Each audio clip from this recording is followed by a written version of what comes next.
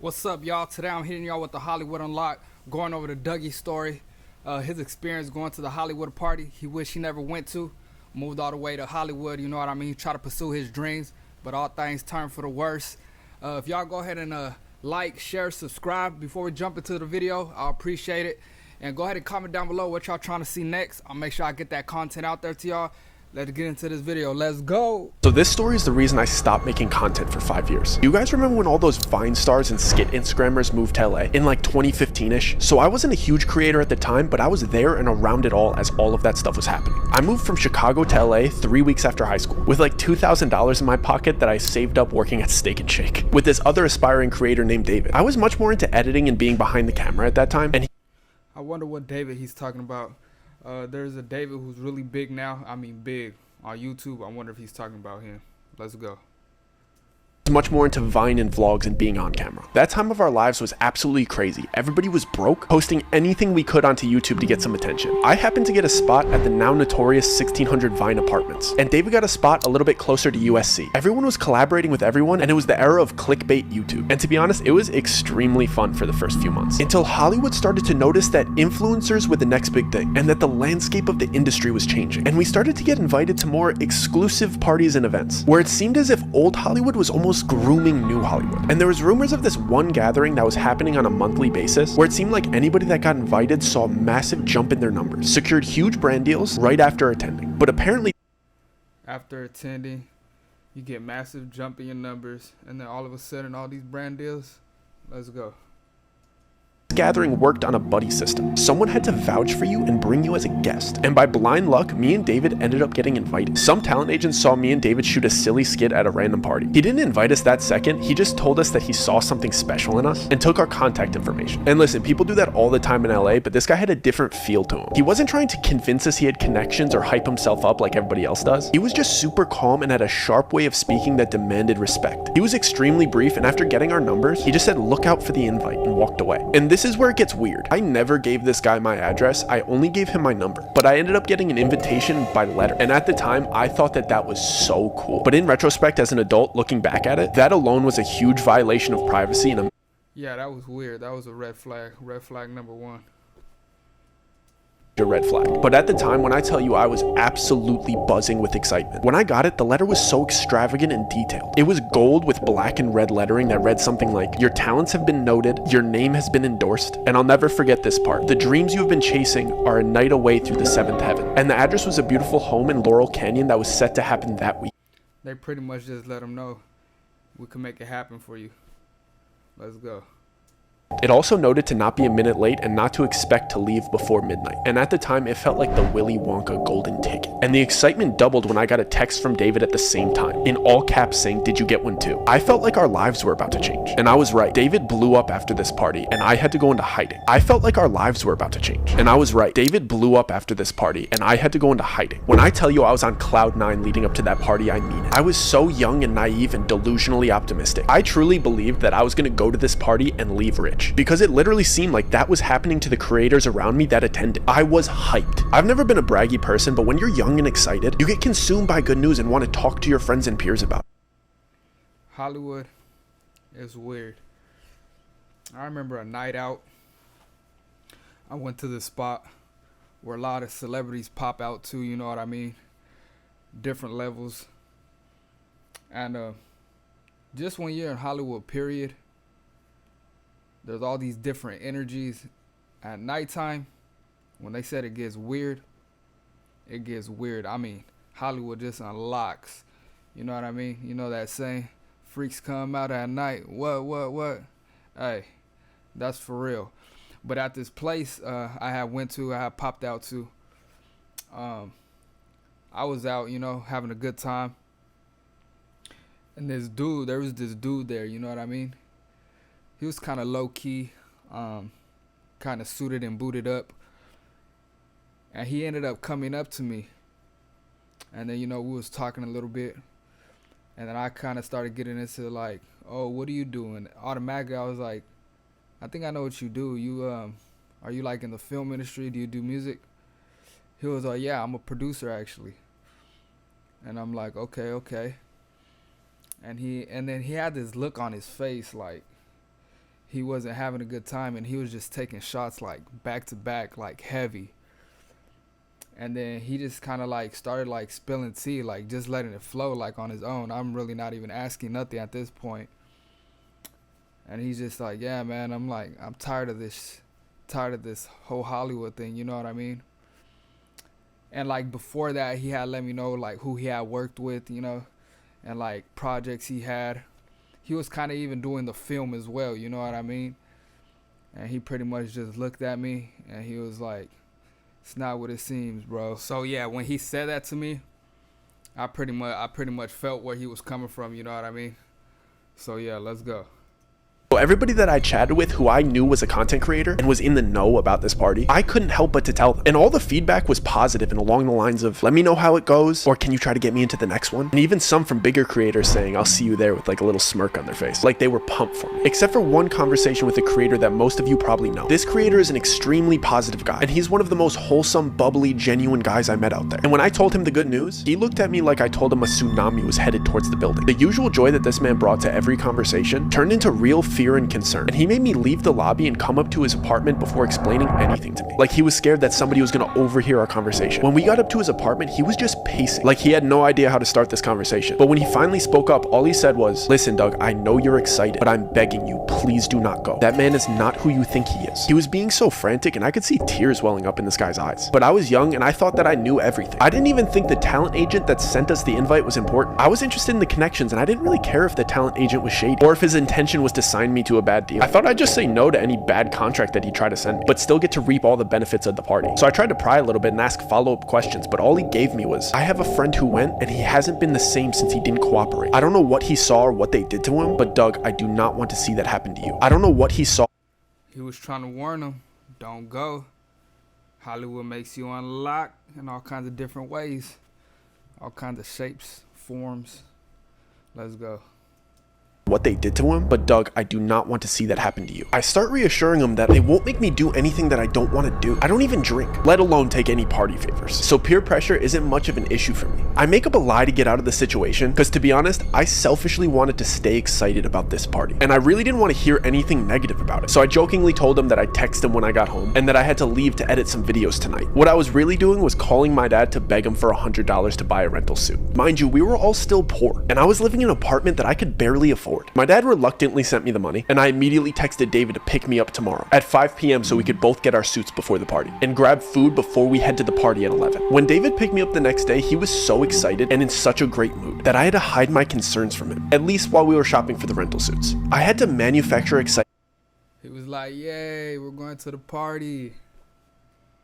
Because David always has his camera out, and I wouldn't just be spoiling the mood, I would be ruining the content that he was trying to record. So I went along with it throughout the shopping process. Our plan was to drop his car off at my apartment, walk to the In-N-Out Burger on Sunset Boulevard, eat, and then change into our suits in the bathroom and hop into the Uber, so we didn't smell like burgers. When we finally sat down to eat, I took that opportunity to bring up the warning that my friend gave me the day before in his apartment. I told him everything that he said to me and how scared he looked when he said it, and that I was feeling a little bit worried about going to this party. David cut me off before I even got to finish my sentence and firmly said we're going, and then went on a rant about how my friend is a jealous clout chaser and that he's just salty that his content isn't good enough and would never be invited to something like this. He said it in a half serious, half joking tone like he always does when he wants to get his way. Then he finished off by guilting me and saying, Doug, don't ruin this opportunity for us. Please just get through this party for me. I'd never heard anybody talk about my friend that way, but I'd known David for so much longer, so I trusted his judgment. So I nodded my head and called the Uber. We changed in the bathrooms and hopped into the Uber, and David starts recording again, so I have to pretend to be excited again. But once we got off the side streets and started driving up Laurel Canyon, I started getting anxious and internally panicking. If you're not familiar with Laurel Canyon, it's filled with beautiful homes, but at night it's extremely dark and borderline freaky, especially when you consider all the history with the Manson murders in that area. Part of me feels like we're dropping ourselves off into a setup, but once we arrive, all of my worries get washed away. We pull into the driveway and this house is beautiful and extravagant, and everyone waiting in line to walk in is smiling and laughing and friendly, so I get excited again. At the door, they take our phones and have us sign an NDA, which isn't uncommon in house parties like this in LA, and they give us a mask and a name tag with funny aliases. My mask looked like a bear and David's looked like a bird. My alias was Stardust, which David got a crack out of, and his was Banshee. We enter what you could call like the lobby of the house, and as we're walking in, the apparent host of the party starts giving a speech. This man is very eccentric and outspoken, and he's got the cadence of a late night show host, and I spot the agent that invited us standing right behind him. The speech was basically just encouraging everybody to have fun and explaining the itinerary of the night. Apparently this was a themed room party, and all of the guests were instructed to move to the next room whenever the grandfather clock chimed. He wrapped up his speech with some cheeky joke, and then one line that still irks me to this day. You see how he said when the grandfather clock chimes? Ding ding. He said, "Have fun now. Our descent starts at midnight." I tried to give David the eyes that I didn't like where this party was going. This type of behavior from people that I saw as adults made me extremely uncomfortable. The moment the host wrapped up his speech, a couple of workers came out of the doorway. They were holding a couple sets of long poles. All of a sudden music started playing and everybody seemed like they knew what was going on. So I just went along with it. So I guess these parties start off with a big game of limbo. It's funny seeing people dressed so nicely playing a silly child's game, but it's even weirder seeing A-list celebrities being so excited to play, because everybody had masks on, but when somebody that you grew up watching in movies walks by you with a Oh, you know what goes down at those masquerade parties? of their face covered, you still know it's them. I was amazed with how inviting and willing to introduce themselves these people were. I was expecting at least an undertone of uppityness in there, but it seemed like everybody was involving everybody in conversation, and they were frequently introducing themselves to me with their alias, of course. The only thing weird about it was something that I didn't notice until the third person did it. When they shook my hand, they pressed their thumb into the soft part between my thumb and my pointer finger, and I only recognized the pattern because the third guy gave me a big That's their special handshake. If you know, you know.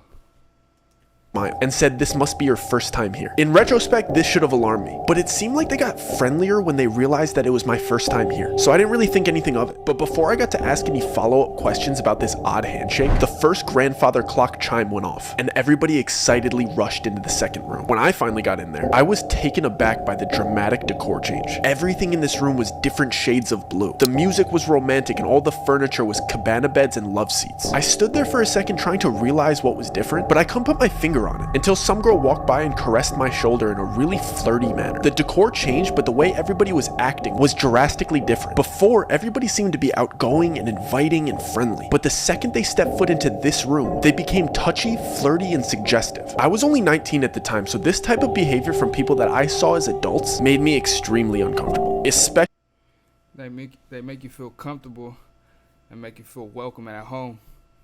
And then things start to change slowly but surely. when I saw that the cabana beds had curtains that you could close for privacy. And I realized that these people weren't just being suggestive, they meant it. I tried to give David the eyes that I didn't like where this party was going, but he seemed to be really enjoying the female attention, so I was on my own. I basically stayed in perpetual motion and walked laps until the next chime went off, so I didn't have to sit next to anybody for too long and let them get too comfortable. The clock finally went off and everybody rushed to the next room immediately. The weirdest part was the people that were in the private sections didn't even bother redressing except for the mask. I was in no rush to get to the next room, but I could see into it over the crowd of everybody's head. The walls were bright orange, but the smells that were wafting in from that room were amazing. And when I finally got in there, it was like the Hogwarts feast. It was table after table of the most delicious spreads I've ever seen. There was full tables for seafood, full tables for meats, full tables of sushi, and an entire wall of spirits. I almost started enjoying myself again, until I saw the way these people were treating this food. They were disrespectfully biting chunks out of delicious prime rib roasts. They were just shoving copious amounts of high-grade sashimi into their mouths and eating caviar like it was cereal. The way that they were just grabbing with their hands and just spitting out things that they didn't like onto the floor ruined my appetite. At this point, I wanted nothing to do with these people. So I went up to the only familiar face in the room. The agent that invited me, He was trying to get up out of there. only other person not eating. So I approached him and lifted up my mask so he'd recognize me, considering we'd only met one time. Before I even got out my greeting or got my mask halfway off my face, he abruptly pressed my mask back into place and sharply said, "Mask stay on till the 6th room." He did it in a way that seemed like I was embarrassing him for not knowing the rules. So to ease the tension, I jokingly replied, "So we're only halfway there, huh?" He didn't laugh or make eye contact. He just dismissively replied, "I encourage you to engage in the festivities. A slow drip is better than a flood." He started to walk towards the door as the clock chimed. For the next He pretty much told him, boy, you better get with the program. room like he knew it was about to go off. I didn't like that interaction at all. He's the one that invited me here, and he seemed to have no interest in talking to me. I just kept going over what he said the entire time while we were in the next room. This room was yellow and basically just a casino. I wanted to talk to David privately and let him know that I wanted to leave, but he seemed to just be caught up in the momentum of the party. Plus, there was a roulette table in the room, and David's freakishly good at roulette. So at this point, the winning streak that he's building is the center point of the party. I can't fully focus on what the agent said to me because I have to pretend to be excited about David's winning streak in a fake casino where you're not actually winning money. And like clockwork, the chime goes off. The entire party starts rushing to the next room again, and the vibe changes dramatically. I'm the last person to walk into the bright red room. This room didn't seem to have a specific activity like the others. It was just empty and bright red, and everybody was whispering to each other. For a split second, I thought it might be a big game of telephone or something silly like that, but as I started walking through and brushing shoulders with these people and hearing what they were saying to each other, I started questioning everything. The same people that I saw laughing and celebrating and eating together were whispering the most heinous, offensive comments directly to each other. I mean things that you wouldn't even say behind your friend's back, they were saying it to their face. I'm talking friendship ending. You see how he's explaining all these different rooms and settings? They're pretty much building you up, leading you up to the, the final stage, you know what I mean? To the final, like, hour of the night, like the main area where they're pretty much gonna, like, kind of try to get you to come all the way through, pretty much. And personal opinions about each other laced with envy and jealousy. I hurried to a quiet corner because I was sick of hearing everybody's dirty laundry after walking around for a minute and a half, and it all clicked. I knew exactly what this party was. I see the host ask the first person in line a question before having them repeat something that he said. When I tell you I am done with this party, I'm absolutely not doing that. All the dots start connecting in my head while everybody's being horrible to each other around me. I'm trying to recap the whole night and remember the order of each room to solidify my suspicions, but the chime for the next room goes off. This time, everybody gets eerily quiet and calm, like they got all of their venom out. The host of the party announces for all of the newcomers to come to the front. All of the attendees form a single file line in front of the next room's door. There's about 10 other newcomers in front of me and David, and the agent that invited us is standing. See what I mean? They're asking all the newcomers to come up in this one. To the left of the door, and the host of the party is standing to the right. The host has a pile of books on the table next to him. I see the host ask the first person in line a question and then grab a book based on his answer. He would present the book to the person and place a diamond-shaped metal symbol on top of it before having them repeat something that he said. Then he'd take their mask off and let them enter the next room. I couldn't make out exactly what he was doing until there was only 2 people ahead of me in line. The books were Bibles, Qurans, Torahs, and so on. He would ask the person, "And which one is yours?" Whichever they chose, he'd grab it and place the metal symbol on top of it. He'd have you put your hand on top of the metal symbol and then repeat, "I am my own God, I bow to nobody but myself." When I tell you I am done with this party, and I whip my head around and I tell David I am absolutely not doing it. Show me that he'd do it first to make me feel more comfortable. He went through with it and giggled his way into the next room. It was my turn, so I tried to play it cool and whisper to the host. His homie David was doing anything for the fame. What? Mind if I skip this part? It's making me a little bit uncomfortable. I thought he'd subtly break character and reassure me that this is just a party theme and it's all good. Instead, he whispered back to me in a really kind tone, "Of course, man, don't worry about it. Just take your mask off and turn around." I was relieved for about a split second before the agent that invited me here grabbed my arm and started guiding me towards the exit. And I see that everybody that was behind me in line staring at me straight-faced. I look back at the host and he's standing up and loudly shouts like he's starting a chant. The price was not paid. And then everybody in line that was staring at me chants in unison like they knew. They was all looking at him like, "Boy, we want to get you." And then he just said the price is not paid. What? They was not trying to let that boy leave. Exactly what to do. Remove the profane. And they repeated over and over until I'm through the exit door. The price was not paid. Remove the profane. The price was not paid. Remove the profane. So the agent just walks me to the closest door. He doesn't even walk me to the front of the party and out the front door. He just puts me out into the backyard. It's 4 a.m. My friend's still inside. I don't have my phone. So I decide to walk around the right side of the house because that's where all of the party attendees were kind of headed. Let me see if I could peek in and maybe. Hey, at least he made it outside. He got up out of there. You know what I mean? At least he made it that far. Let's go. down David to let him know I got kicked out. And there's some windows to the next room, but of course these windows are like big church stained glass windows, and you can't really see through stained glass windows like the colored ones, but if you go really close and you look through the white parts, you could kind of see clearly what is on the inside. And this room is like a bizarre church replica without all of the seating. It's just a big church-like room, and all of the people that were in there had their masks off, and it was like a big circle, and it almost looked like an initiation, and all of these celebrities are standing around in a circle around the other 9 new people. It was 10 excluding me, and there was big TV grade cameras recording, and it looked like the group of celebrities and everybody else that was there was kind of cheering them on, but then there was clearly people in there that were much more serious and kind of threatening, and the 10 new people were in the middle of this room being forced to do horrible things that I wish I could unsee. And the new people clearly didn't want to do these things. They were being forced to do these things, and they were clearly recording it, and I see my friend being forced to do these horrible. You see how he said they was doing all these things and they're being recorded? That's what they hang over your head, you know what I mean? So they have that in their back pocket. And that's what they do, man. They just dangle it like a cherry on top. Let's go. Things in front of these people and in front of these cameras. I just start panicking. I don't know what to do. So in my head, I'm like, I just need to get out of here. So I start speed walking to the front of the house, and I'm And back to what I just said, you don't want to know what they was doing. What? Everything under the sun and moon they was probably doing up in there. Let's go. thinking I need to get out of this gate. There's only one street. We're on Laurel Canyon, so it's either I go left and start running towards Studio City, or I go right and start running towards West Hollywood. I'm not about to go knock on other people's doors. I'm just trying to get back to like civilization, and I'm trying to remember if we're closer to Studio City or if we're closer to West Hollywood. I don't even know. As I get to the front of the house, one of the employees is standing there, and he's standing in front of a car, and he has my phone. I'm not sure if he knows that I just saw everything, so I'm kind of standing there deer in headlights, but he just politely goes, "Here's your phone and here's your ride. Don't worry, the driver will take you home." So I take my phone and I sit in the car, and I'm trying to gauge to see if this driver has any malicious intent, but he doesn't seem. I just gotta say this, good thing he stayed calm and like he didn't make a scene or anything like that, or let them think he was feeling some type of way, you know what I mean? He kind of like eased up out of there smoothly, you know what I mean? If not, if he would have caused a scene, it might have probably went different. You never know. And within the first 3 minutes, I know that they don't think I saw anything. They were just getting my stuff prepared and my car prepared to take me home, because they're under the impression that I didn't see anything too bad, and I got kicked out before any horrible things started happening to people inside Yeah, so they think he didn't see nothing, so you know what? I'll just let him go. He's fine.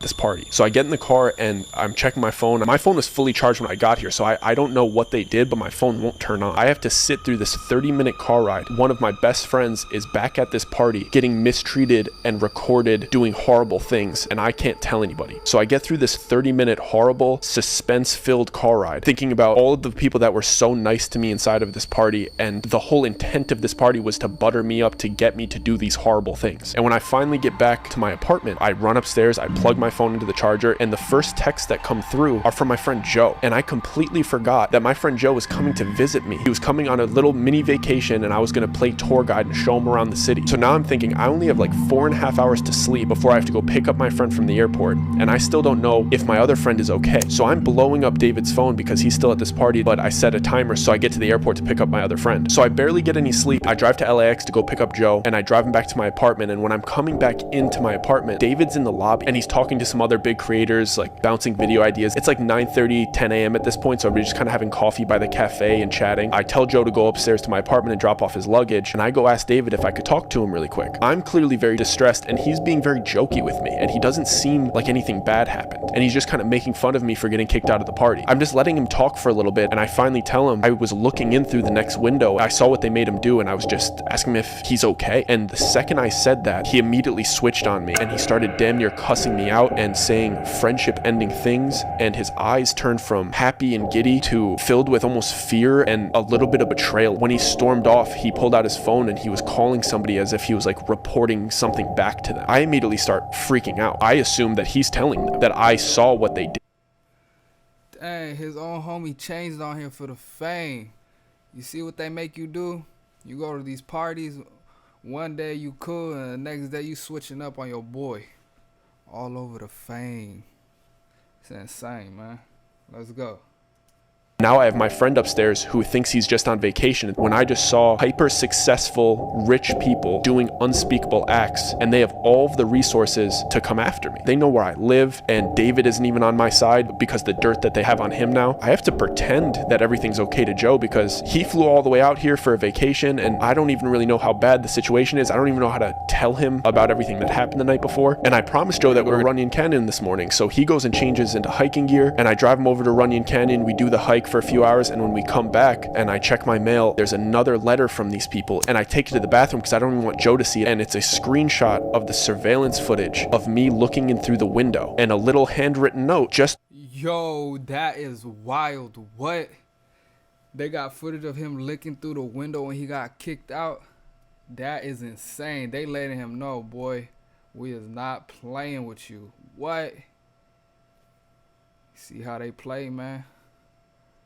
Reminder of the worst mistake you've ever made. Curiosity killed the cat. And I start freaking out. I know that David just betrayed me and told them that I saw, and now they have proof that I saw. Now I'm just a walking liability to them, and now they're threatening me, and that was the... And see, they start playing all these little games with you, you know what I mean? To feel like they have control of you, and they start having you, you know, try to freak out. But during this whole time, like, he's staying chill and he's staying calm, you know what I mean? So... mistake that I've ever made, and insinuating that curiosity killed the cat. I'm the cat, but it's still not enough to tell Joe about what happened. So I just go on with this charade, and I'm just playing tourist, bringing my friend around the city. And the first day, nothing happened. And to this day, I firmly believe that the only reason they didn't do anything to me is because Joe was there with me that whole week, and he had just finished the police academy, and he was officially a police officer. So I think me being with him is the only thing that kept me safe, because so his friend coming to visit him and him being a police officer is insane, bro. And that's the reason why they didn't do anything to him. That is insane, yo. Let's go. Willing to do anything to a police officer. And I knew for sure they were keeping an eye on me the next day because Joe asked me the night before if I had half and half for our coffees the next morning, and I didn't have any half and half, and he just jokingly said, who has coffee and doesn't have half and half? It was a conversation in passing, it was a joke, and the next morning we woke up and there was a full half and half in my fridge. And the only reason I noticed that is because Joe said, thanks for running out early and grabbing half and half, you didn't have to do that. I was kidding. I didn't go and grab that half and half. I knew that somebody was not only listening, but entered my apartment that night while we were sleeping. And then they started to do these things that only I would notice. Things that if you told anybody, they would look at you like you were crazy. Each night that we came home and we were just winding down and watching TV, I would go to turn my TV on and the remote control wouldn't work. And I would check the batteries, and the batteries would be switched from positive to negative. Man, everything just changed from 0 to 100 all in one night. What? Negative to positive, like they came into my house and just flipped my batteries. I know that my remote control worked the day before, and they just needed me to know that they were in my house and flipped my batteries, just to let me know that they were invading my privacy on a daily basis. And then it started escalating to when Man, how would you feel if they did this to y'all, man? How would y'all feel? Let's go. Take Joe to lunch, or we would pop to the grocery store, or we would go to the movies, and we would come back to the car and my left blinker would be on. They would just open my car and put it down, and every time we would come back to the car, my left turning signal would be on. It happened like 6 times. How can I tell anybody that somebody broke into my car and turned my left signal down? It's something that only I would notice, and I can't tell Joe because I'm not trying to scare him, and it's also something that I don't even think he would take seriously. He would probably say, you probably hit it down when you were stepping out of the car. And then things started to pick up. They started to do very specific things to me that weren't just by chance. We came home one day and I locked the door behind me like I was doing every time because I was super paranoid. My apartment door lock just locked swiftly. My apartment door lock doesn't lock swiftly. I would have to like press into it and jiggle it and force it to lock. And it's been like that since I moved in. And it had this sharp little nub on the front that I would feel with my thumb every single day. And one of the days we came home and it just smoothly locked and the nub wasn't there. So they were letting me know that I can't even lock them out. But how do I tell anybody that they're doing this to me? Because they would just say the apartment was probably aware of it and changed it. And I still wasn't able to tell Joe because I would think that he would come to the same conclusion. But then the next day, we go to the car to go to breakfast and we get into my old car that I've had for 5 or 6 years at the time. And I grab my gear shifter and I go to pull it into reverse and it smoothly goes from park to reverse. And my gear shifter doesn't smoothly go from park to reverse. You have to wiggle it in a certain way. You have to press the button with your thumb in a certain way to get it it into reverse. I only know this because I drove this car every single day for 5 years, and this gear shifter is pretty much broken. It's an old car. And that morning I got into my car and it smoothly went from park to reverse, and the wooden finish on the gear shifter was different. Mine had scratches on it and this one was brand new. So they were telling me not only are they able to just break into my car and turn the left signal down, they're also willing to manipulate my car. Now I know for sure Joe isn't safe either, and me not telling him these things puts him into danger because I'm driving him around in this car. And if they could change my gear shifter, why wouldn't they be able to cut my brakes? So I basically just break down and I have to tell Joe everything from start to finish about this weird party with this weird agent and the little things that I've been noticing all week, and that this was the last straw. And Joe believed me because we used to drive around in my car together all of the time, and sometimes he would drive my car, and he made me promise that I did not get that fixed. The gear shifter was still broken yesterday and it's fixed today, and I didn't do that. So that won him over, and he basically said, we need to get out of here. It shook him too. He didn't like the idea of these people in the house. When I told him I didn't get the half and half, when I told him all of these things that were adding up over the last couple days, it freaked him out. And he's like, bro, we got to go back to your apartment. We got to get your stuff. We got to get you out of here. Then my entire world is shattering. I moved out here and all of these things were going great for me, and I had a place and I had friends and I didn't want to leave. Maybe the stuff will die out. I'll be able to work with other people. It's going to be okay. I don't want to just leave my apartment, leave all my stuff. But Joe insisted that we went back to my apartment. He literally moved all the way to LA from Chicago, really trying to make things happen, you know what I mean? And after he seen what it was all about, he was like, nope. He was not having it. I ain't gonna lie. When a lot of people, sometimes you see a lot of people, you know what I mean? They get to this certain level and then certain things start, you know, coming forward to them. And it's all up to the person how they gonna take it. Some people gonna rock with it, some people ain't, you know what I mean? So that's how it be. Let's go. To grab his stuff and mine and then go stay at a motel before he leaves the next day. And when we got to my apartment, David was in the lobby with other creators by the cafe again, and I went up to him. I didn't really have any idea about what I was going to say to him. All he did was hand me a coffee, ignore everything that I said, and walk away. But then when I looked at the coffee, it had a little napkin wrapped around it. I saw that something was written in Sharpie on the napkin. It said, "I'm so sorry. You have to leave tomorrow with him, otherwise it's me and you." And I went upstairs and I packed a couple backpacks and I left LA the next. What? So David handed him the cup with the napkin around it, saying it's either me and you if you don't leave. That is insane, boy. What? That lets you know how they play. They don't play about their whole little thing they got going on. You ain't finna mess this up for us. Not just one person, you know what I mean? That's crazy. Hey, but at least the homie, you know what I mean? Let him know, like, hey, this is what it is, you know what I mean? Like, what you gonna do about it?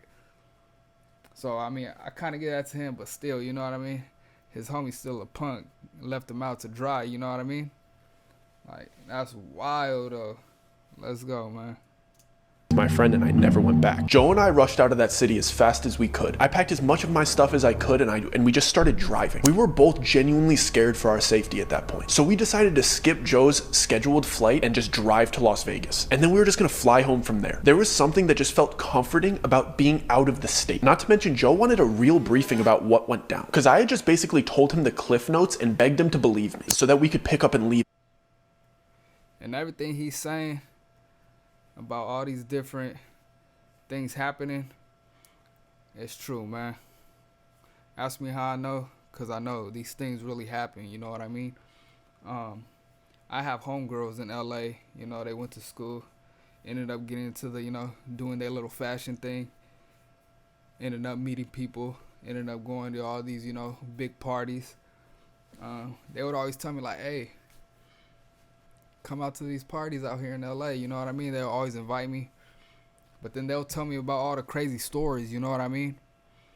And just all the things that go on, everything they see, you know what I mean? And like I said, everything he's saying is factual, you know what I mean? Like, my homegirls will send me, like, man, I have seen crazy pictures, crazy videos, I mean, mind-blowing things, you know what I mean?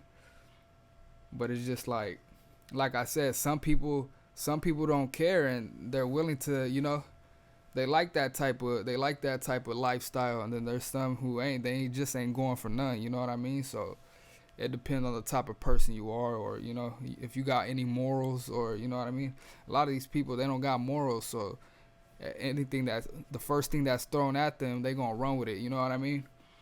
And cause they, you know, they make it look good for you, you know what I mean? They make the package look pretty, and then after you in there, you like start looking around, you're like, what? I didn't know all this came with this. Like, what's going on? You know what I mean? So that's how it be. Let's go.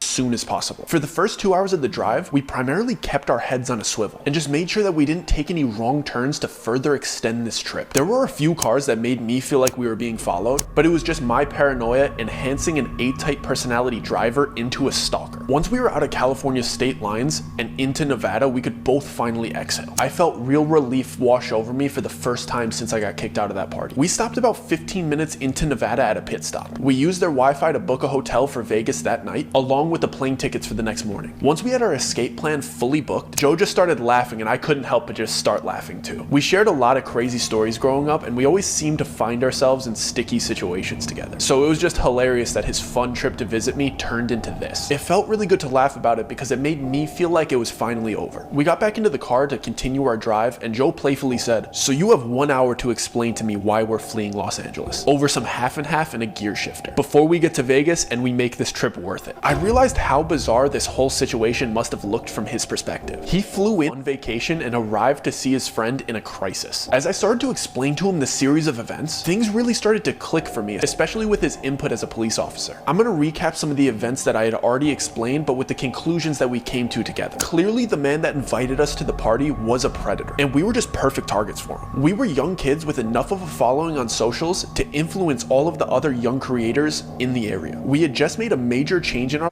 That dude who invited him to the party thought he was gonna be an easy one, like, you know, to get through to, but he wasn't. They couldn't break him.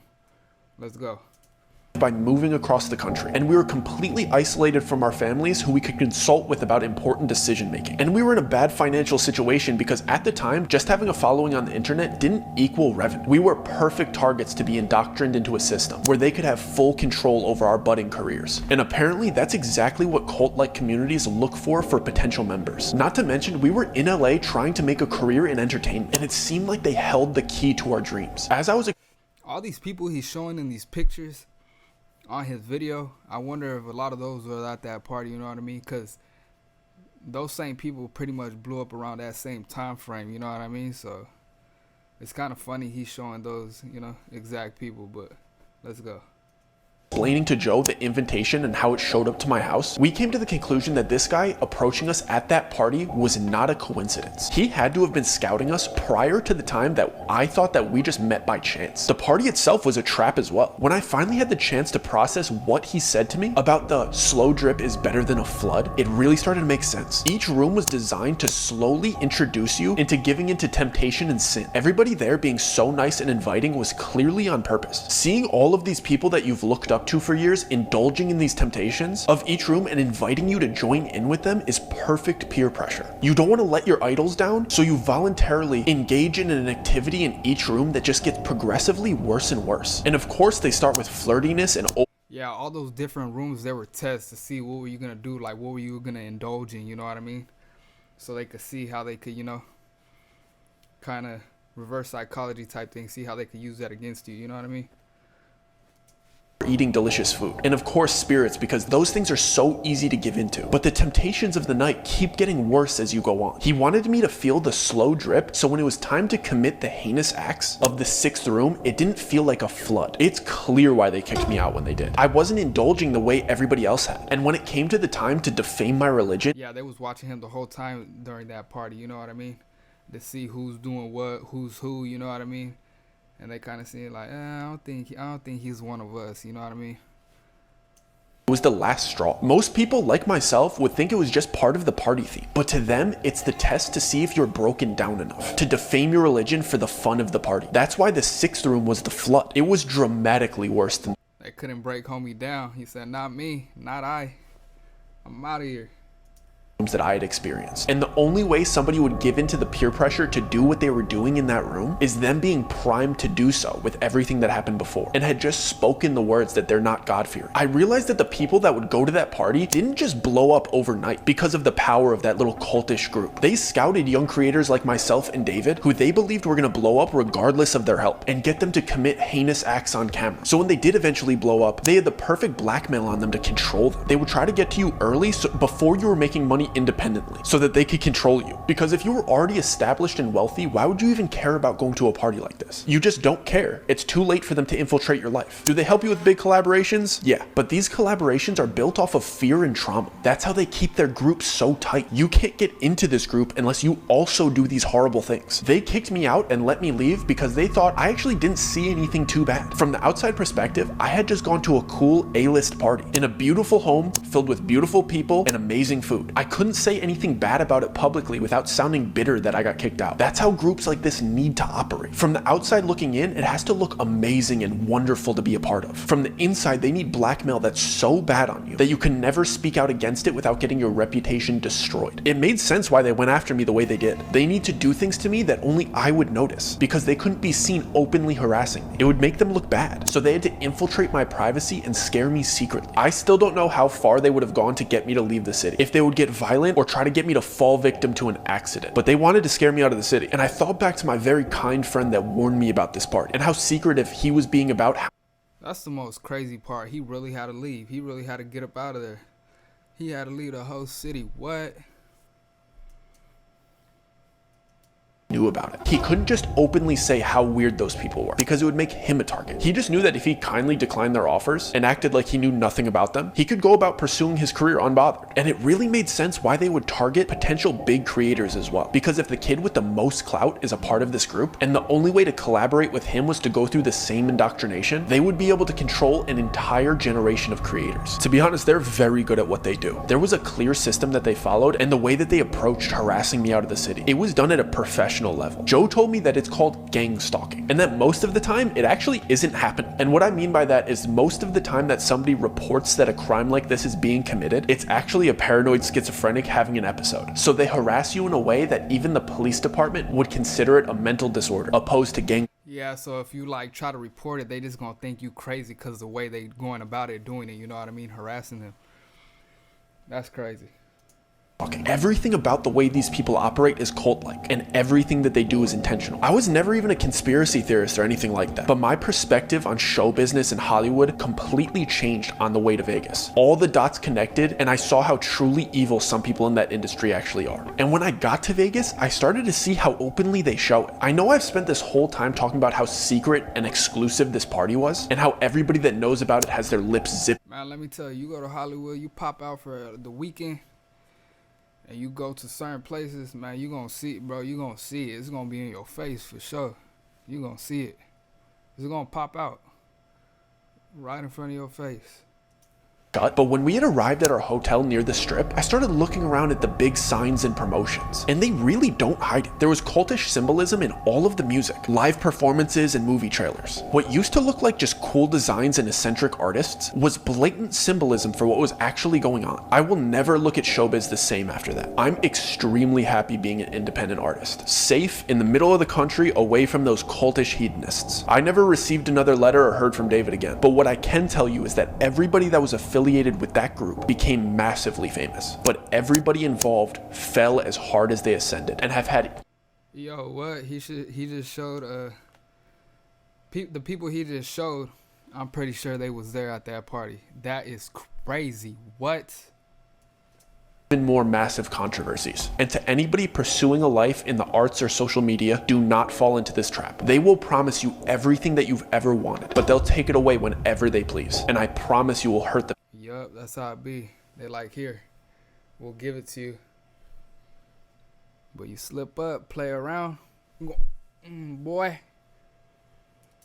Around you in the process. Welcome to the society. Guys, if you enjoyed this story and you want to watch more, I have plenty of full stories and episodes on the channel. We have The Stairs, The Giggler, and we have a couple.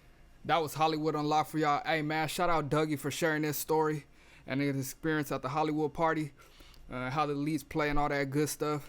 Shout out Dougie for breaking this story down with us. You go check him out. Go to his channel. He has some other crazy stories up on there. Y'all could go ahead and check out. But yeah, man, if y'all go ahead and like, share, subscribe, I'll appreciate y'all. And go ahead and comment down below what y'all trying to see next. I'll make sure I get that content out there to y'all. But yeah, man, I'm gone.